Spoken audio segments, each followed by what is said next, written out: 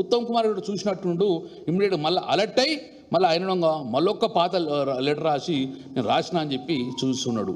నేను ఒక్కటి చెప్తున్నాను, మేము మొద్దు నిద్ర లేపేదాకా మీరు లేవలేదు, ఎందుకే ఇది నిదర్శనము. నెంబర్ 2, ఈరోజు మీరు ఏం మాట్లాడినరు? మీరు మొత్తం మాటలల్లో ఏం కనబడ్డది? రోజమ్మ రొయ్యల కూర గిద్దప్ప మీకు ఏమైనా ఆలోచన ఉందా? నేను సూటిగా ప్రశ్న అడుగుతున్నా. 2019 నాడు 2019న ఆ రోజు కేసీఆర్ గారు క్లియర్గా మెన్షన్ చేసిన, మళ్ళీ చెప్తున్నాను, 2016లో అసలు బనకచెర్ల ప్రాజెక్టు ప్రతిపాదన ఉన్నదా? 2019లో గోదావరి జలాన్ని కృష్ణకు పంపే ప్రణాళిక ఇప్పటి పోలవరం బనకచెర్ల ప్రణాళికకి ఏమైనా సంబంధం ఉన్నదా? సూటిగా మళ్ళీ మీ ప్రభుత్వం స్పందించండి. కేసీఆర్ గారు ఆ రోజు పోయినప్పుడు ఆయన మెన్షన్ చేసినప్పుడు ఆ రోజు బనకచెర్ల ప్రపోజల్ లేదు కదా, బనకచెర్లకు ఉన్న కేసీఆర్ గారు టూర్కు ఏం సంబంధము అని మేము చెప్తున్నాం. 2019లో ఆనాడు నదీ మార్గంలో కృష్ణాకు నీళ్లు తరలించాలని,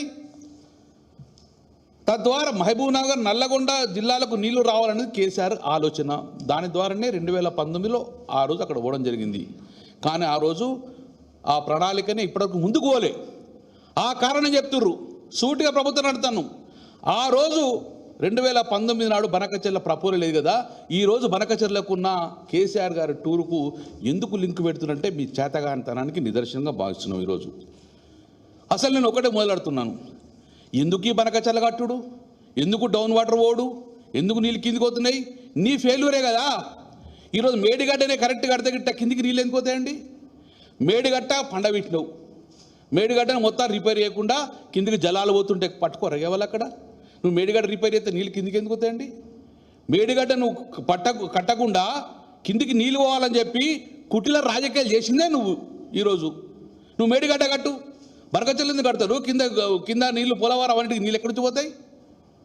బనకచెర్లకు నీళ్ళు పోవాలంటే నువ్వు నిజంగానే ఇక్కడ మేడిగడ్డను కరెక్ట్ అరేంజ్ చేస్తే ఆ నీళ్ళు మనం ఎత్తిపోస్తే కింద ఇలాంటి ప్రాజెక్టులు కట్టరు. కానీ ఈరోజు కాళేశ్వరాన్ని మొత్తరుడంగా నీళ్ళు పోయే విధంగా చేసింది ఈరోజు ముందుకు. మళ్ళీ ఒకసారి చెప్తున్నాం, మేము ఈరోజు గర్వంగా చెప్పుకుంటున్నాం, మేము బనకచెర్లను ఈరోజు ఏదైతే ఎన్విరాన్మెంట్ మరియు ఫారెస్ట్ వీళ్ళు ఇవాళ రిజెక్టేషన్ అంటే ఆ ఘనత ఈరోజు కేసీఆర్ గారు ఆదేశిస్తే హరీష్ రావు గారు వెంబడిపడి ప్రభుత్వాన్ని నిద్రలేపి ఆ యొక్క లెటర్లు పట్టడం వల్ల ఈరోజు కేంద్ర ప్రభుత్వంలో చలనం వచ్చింది. మొండిగా కూడా పోయి ఇటువంటిగా మనం ఇయ్యొద్దని చెప్పేసి సిడబ్ల్యూసి అనుమతి తీసుకొని తర్వాత జీడబ్ల్యూ